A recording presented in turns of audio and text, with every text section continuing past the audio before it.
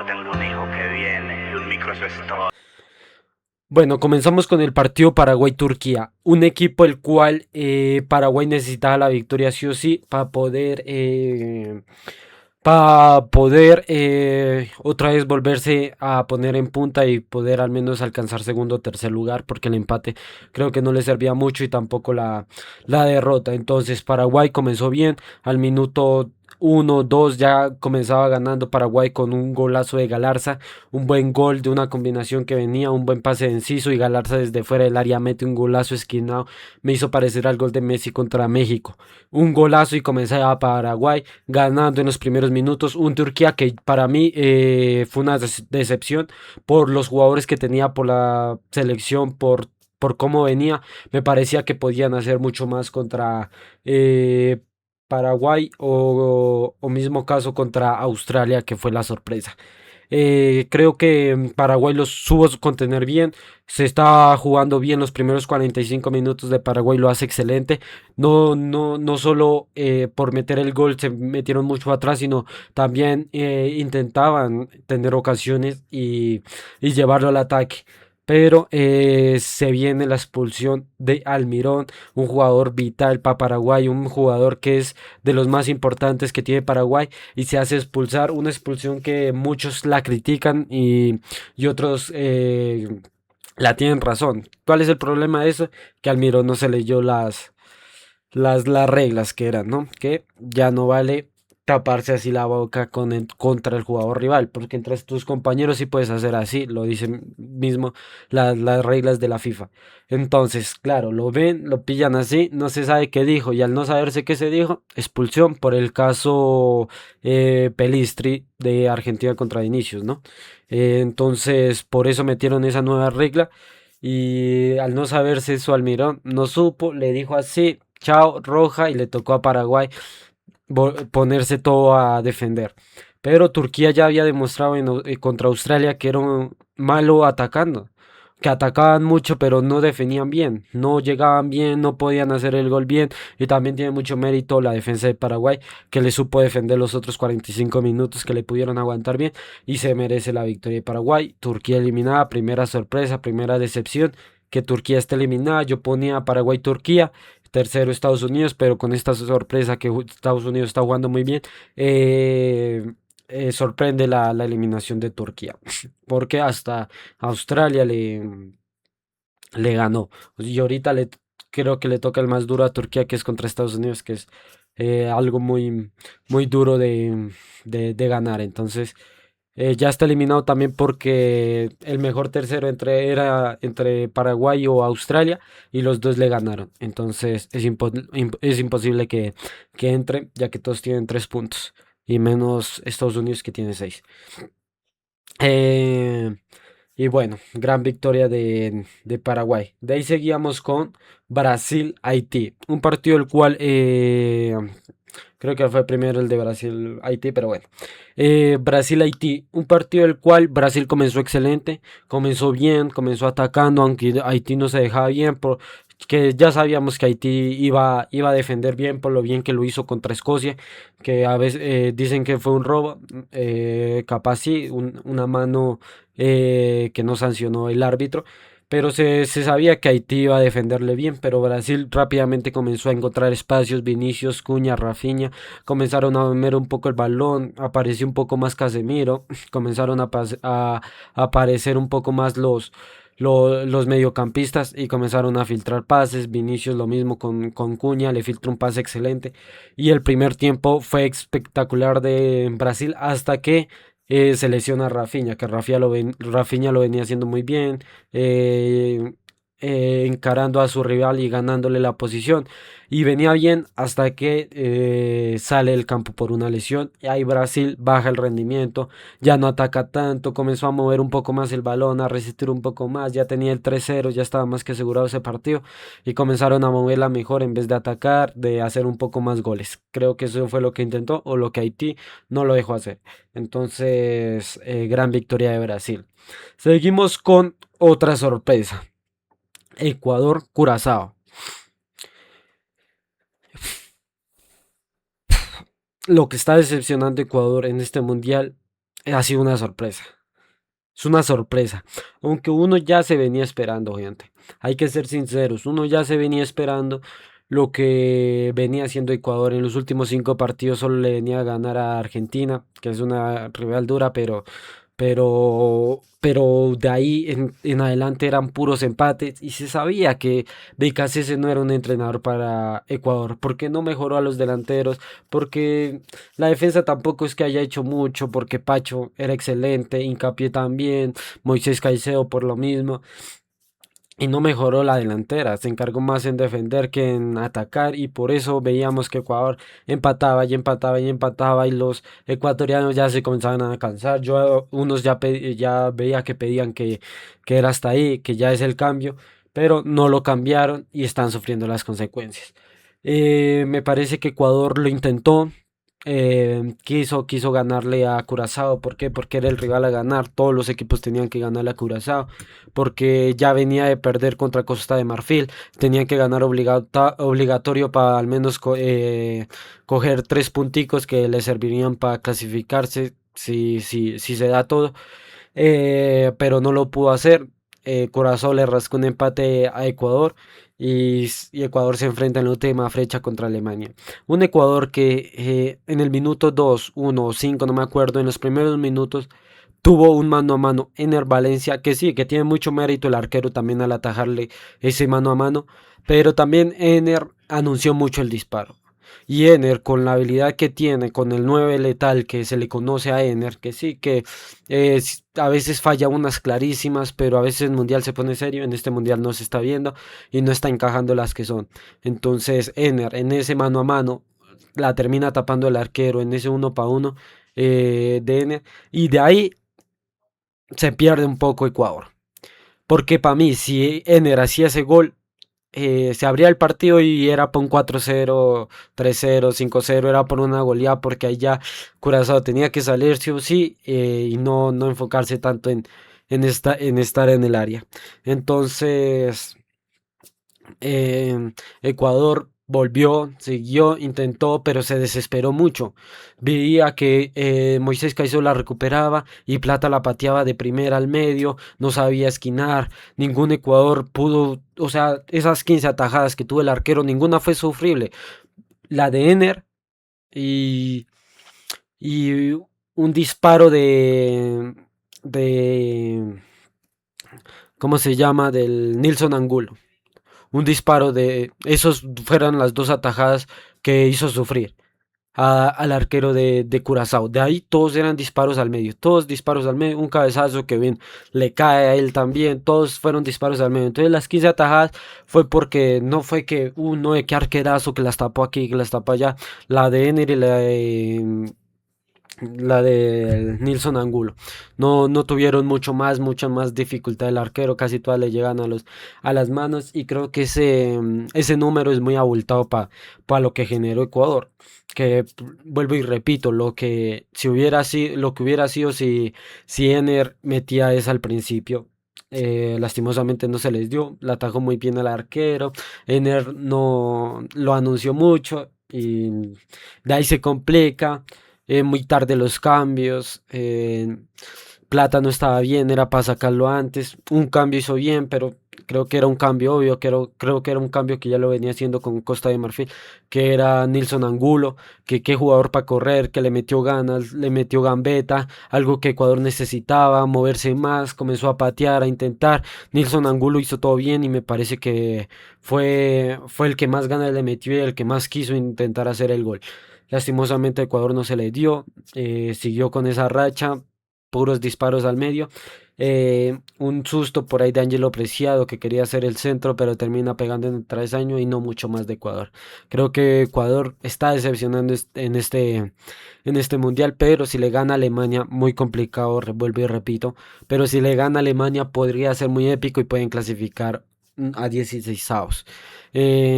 Pero sí, hay confianza en Ecuador. Yo siento que Ecuador le puede ganar. Ecuador es muy bueno cuando se enfrenta a equipos grandes, más grandes que él, porque no tienen la presión de ganar. Ahora sí tienen la presión de ganar. Vamos a ver cómo le afecta eso.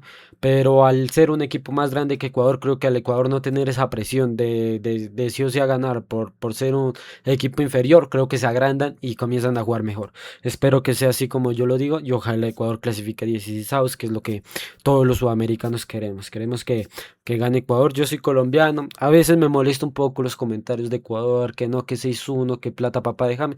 Pero, pero hay que tomárselo con humor, hay que tomárselo tranquilo, hay que tomárselo con humor, como ya dije, porque son comentarios que, bueno, que a veces a uno le afectan si están mal, pero nosotros sabemos que somos más grandes, Copa América, y yo sé que las dos selecciones son tan pequeñas, y al ser tan pequeñas una Copa América es mucha diferencia, es lo que, único que digo. Por eso es que a veces me fastidia mucho que la gente intente Ecuador que sea grande, más grande que Colombia, algo que no es verdad, y bueno, pero da tristeza ver a Ecuador así que viene de las eliminatorias más difíciles según nosotros, porque estamos demostrando lo contrario, porque los africanos nos están ganando.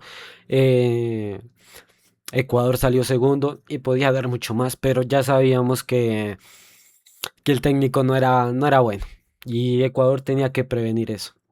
La aguantaron mucho, venían con muchos empates, tocaba reemplazarlo 3, 4 partidos antes para poder llegar bien a este mundial, un Ecuador más ofensivo, un Ecuador donde se anime más a atacar y no tanto que se preocupe tanto por la defensa.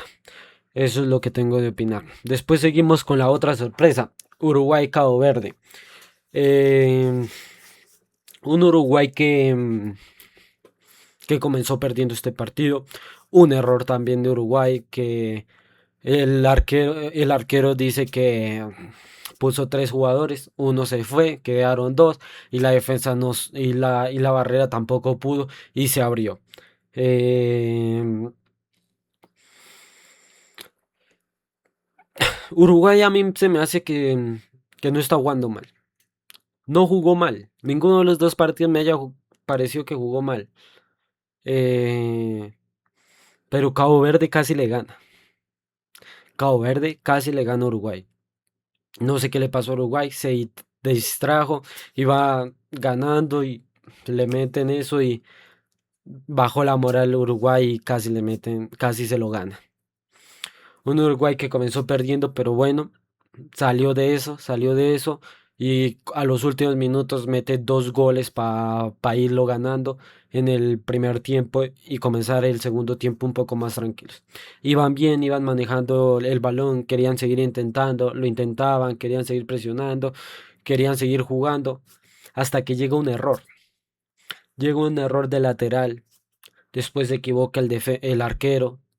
El arquero sale, Muslera, sale, no tenía que salir. ¿Para qué salió? Era algo innecesario, porque capaz un defensa lo podía interceptar, un defensa podía hacerlo mejor. Sale, se lo lleva el jugador y desde ahí lanza y fue un golazo de Cabo Verde por un error de Uruguay.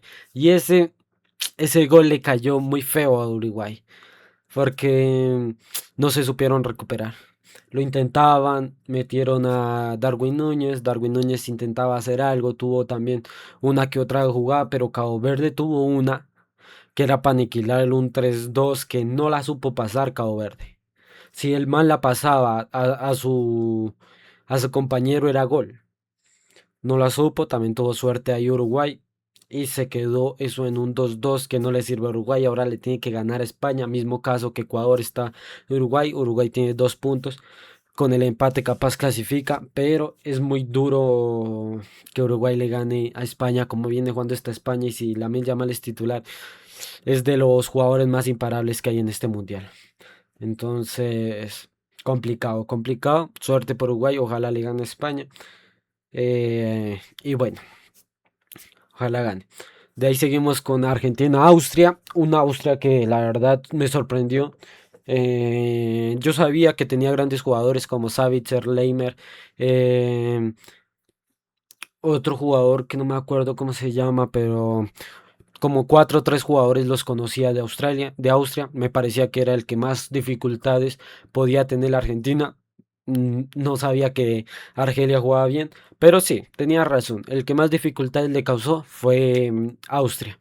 Un partido el cual fue muy trabado al principio, pegaban mucho, los dos se querían pegar, no se movía mucho el balón, pero a los 5, creo que a los 5 minutos, Messi le hace un pasesazo a Lautaro, Lautaro intenta pegarle, pero le cometen un penalazo, hay que aceptar que fue un penalazo, los dos lo interceden, los dos le pegan primero al jugador antes que al balón, y, y penal. Se revisa, dan penal para Argentina y Messi podía con ese gol ponerse como máximo goleador del mundial, ahora sí, único, solo, en solitario. Entonces lo podía hacer, le pega mal Messi, se queda un poco frustrado porque Australia iba a ser muy complicado, ya se veía en los primeros minutos que los dos iban a pegar, que iba a pitar muchas faltas, que no iba a recorrer tanto el tiempo, entonces estaba muy complicado.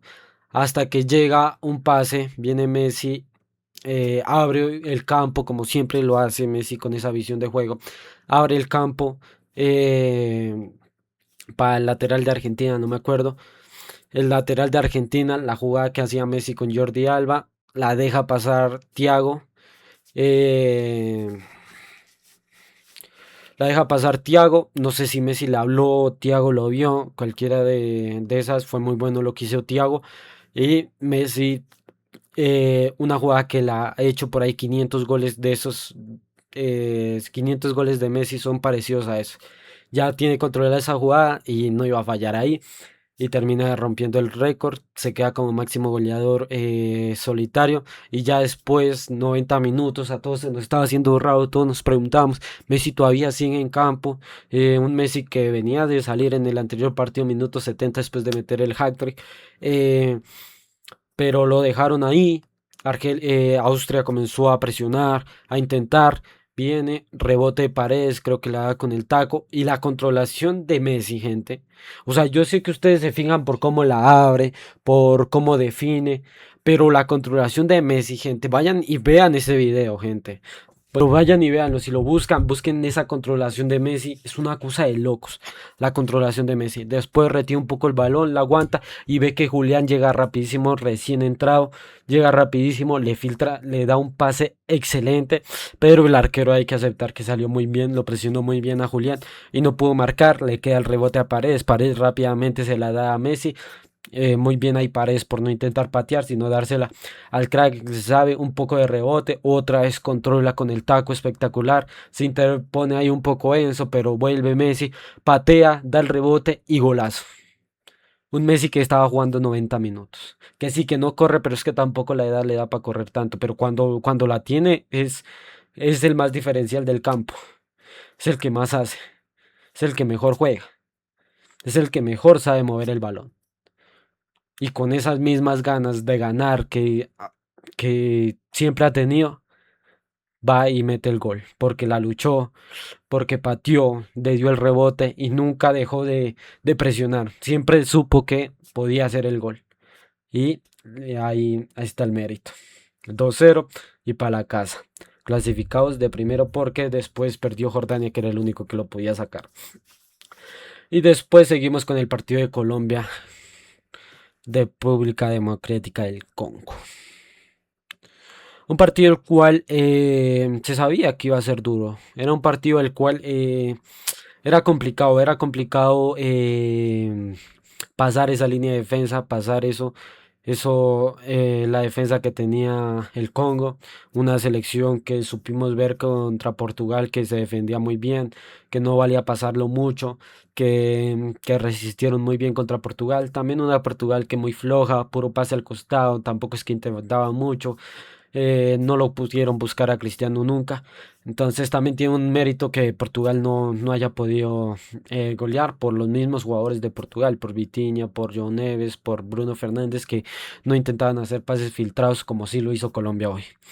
Y Colombia se sabía que iba a ser duro, pero lo que comenzó jugando Colombia es una cosa de locos. Ahorita vamos a separar esto en otra parte para que vayan y lo vean. Em, Presionó muy bien Colombia. Colombia comenzó muy bien. Se hicieron una jugada. Muñoz falla y volvió. ¿Qué pasa? El cooling break. Ese cooling break nos está jodiendo, nos jodió en los dos cooling break nos jodió. Porque en el primero los teníamos ahí los teníamos, cooling break, paila. Se cerraron más, no hubo espacios, Colombia se cansó porque cada que uno descansa, pues se cansa más. Entre más descanso, más se cansa, porque nosotros venimos con la mente activa, con la mente de seguir presionando, ganando, y te pausan ese momento y es feísimo. Por ejemplo, tú estás en un partido que ya lo vas a hacer, lo vas a hacer, lo vas a hacer, y te lo pausan, te enfrías y no puedes hacer mucho más. Y eso le pasó a Colombia en los dos. Estaba ahí ya casi el gol. Muñoz falló una, Luis Díaz, Luis Suárez lo intentaban, pero estábamos ahí dándole disparos afuera. James da un disparo que le fue toda del arquero. También Puerta lo intentó. Estamos intentando mucho con disparos afuera porque al ser una defensa tan cerrada, creo que era lo que le tocaba hacer a Colombia.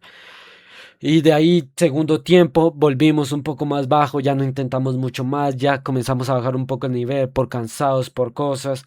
Eh, Puerta lo hace excelente, lo mismo Daniel Muñoz.